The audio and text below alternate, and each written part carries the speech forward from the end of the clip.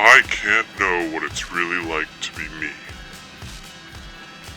Sounds crazy, doesn't it? Well, it's true. It's just as true as when I say that I can't know what it's really like to be you. And by the same token, you can't know what it's really like to be me, either. How many times have you heard someone say, "You can't know what it's really like to be someone in my victim demographic unless you are one of us," implying that you are incapable of comparing your situation to theirs, but that they are capable. How many times have you heard a feminist say, "You don't know how hard it is to be a female in this misogynist culture unless you are a female"? I like to call this the "it takes one to know one" principle, because it's sort of childish, and it's about as intellectually sound as the "I know you are, but what am I" principle. Here's why I think that this principle is a fallacy. Suppose that I ask you, what was it like to attend your school?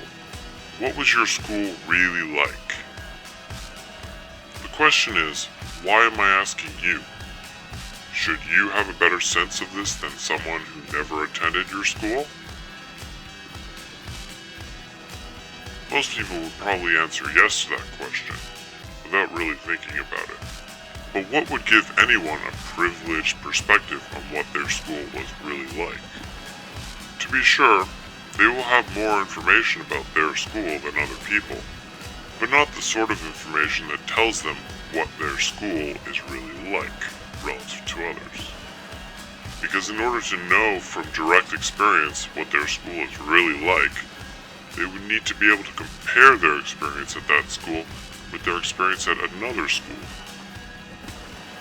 In order to evaluate or characterize any experience, you must have a standard for comparison. So it would not be enough to just attend your school, you would also need to attend at least one other school. I know that people who endorse critical theory will claim that only the members of an oppressed group have access to accurate knowledge about their own suffering. Critical theory grants these groups a special victim authority, which also gives them the authority to categorize and identify themselves as victims. Only I know how much of a victim I really am because I'm a victim. It's circular reasoning. I can think of at least one person who might actually know from experience what it is like to be a male or a female, though.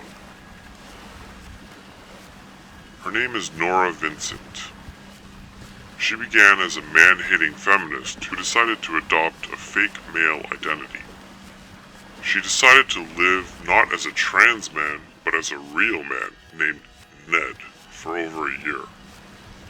A fake real man, that is.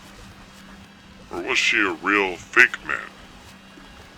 Well, what I mean to say is that she started a completely new life and a new identity, and that all of her new friends and acquaintances were totally fooled into believing that she was a real man. She hung out with men and did manly things, and she even dated women as a man. She originally intended to expose men as the misogynists that they really are. But from her experience as a man, she actually gained new insights and lost her hatred of men. She came to see men as much more benevolent than she once thought. She also began to see the ugly side of women through her interactions with women as a man. If anyone can claim to know what it is like to be either a woman or a man, it's probably Nora Vincent. She wrote a book about her experiment and how she gained new insight into men, and it's called Self-Made Man. Recommend it to your feminist friends. Point being, if you want to know from experience what it's like to be one thing as opposed to another, then you need to have experiences both. Therefore, I can't know what it's really like to be me.